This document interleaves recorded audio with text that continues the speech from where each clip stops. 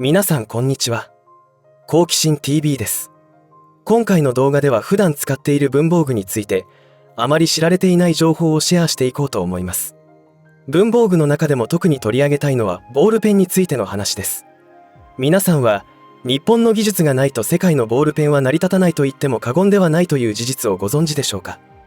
今回は日本人として誇りに思えるようなちょこっと日本自慢をしていきたいと思います。このチャンネルでは日本人であることに誇りを持てるような情報などを発信しています。チャンネル登録がお済みでない方はぜひチャンネル登録をお願いします。ボールペンといえば誰でも数本お持ちのアイテムですが、よく聞くボールペンという呼び名は略称であることはあまり知られていません。正式にはボールポイントペンと言いますが、ざっくりとボールペンにまつわる歴史を紐解いておきます。そもそもの誕生は1884年にアメリカ人のジョン・ラウドがボールペンの元になるアイディアを出していましたが、インク漏れという難題を解決できずに頓挫しています。このインク漏れをさせずにインクを滑らかに切れ目なく出し続けるというところに日本の技術が発揮されていることになります。その後、ユダヤ系ハンガリー人のジャーナリストラディス・チオピロが世界初の近代的ボールペンを考案し、1938年にイギリスで特許を取得しています。特許については1888年にジョン・ラウドによって特許を取りましたが、結局実用化されないまま特許の有効期限は切れてしまったということで、ボールペンの歴史としては文献に記載がされていなかったりしています。実用に耐えるボールペンの開発は1884年のジョン・ラウドによる発明から50年以上も経った1938年になって初めて実現します。そして1943年に製品化され、日本人が初めて目にしたのは1945年ということで終戦の年ということになります。そして国産ボールペンは1949年にオート社が初めて鉛筆型のボールペンを発売したのを皮切りに、2年後の1951年になって現在とほぼ同じような実用的なボールペンになり、一気に国内に普及していったということになります。今現在日本製ボールペンの世界でのシェアは広がってきており、アメリカ、中国、フランスへの輸出が急速に伸びています。世界中でデジタル化が進み、ペーパーレスになっているにもかかわらず需要が伸びているところが興味深いですね。中国といえば安く商品を作ることが強みであり、実際文房具の売り上げにおいて世界1位の座を占めておりますが、意外にも日本からの輸入額が急激に伸びてきています。この理由は品質にあるようで、中国製のボールペンは半分くらい使ったら理由もなくインクが出なくなるということで、理由もなくというところが面白いのですが、使い心地に問題があるようです。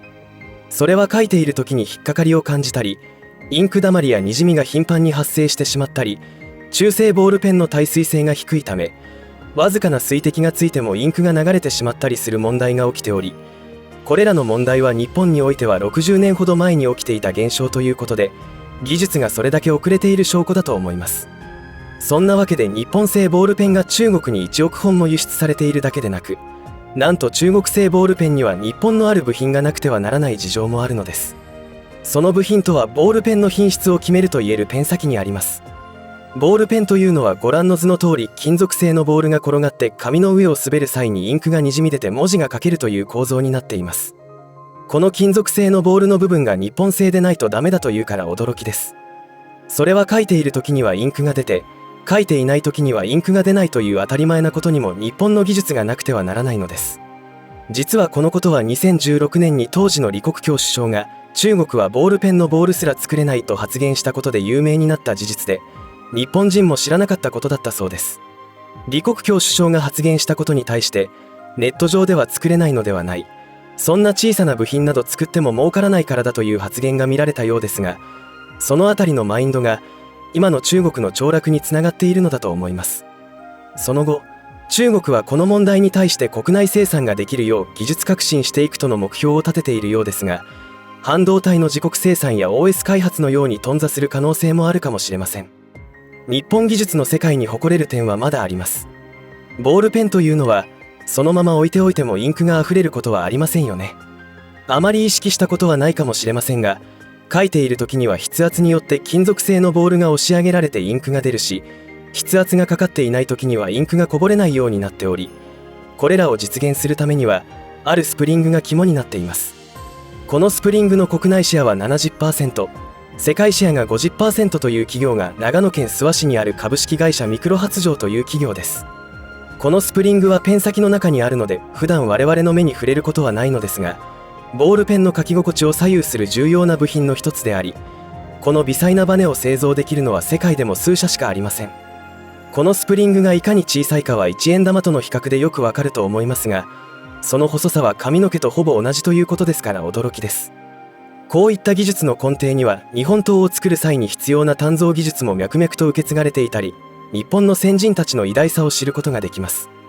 こういった小さな部品にも開発している方、加工をしている方などのたゆまない努力、情熱が注ぎ込まれているわけですよね。このような事実を知ることで何気に使っていたボールペンにも感謝しながら使うことになるのではないでしょうか。いかがだったでしょうか。日本の製造業は凋落した。これからは中国の時代が来ると言われて久しいのですが、実は全くそんなことはなく、日本の製造技術は今なお世界では欠かせないものになっており、特殊技術を持った企業は山ほどあります。そのような事実を知った時に、同じ日本人として誇りに思えるのではないでしょうか。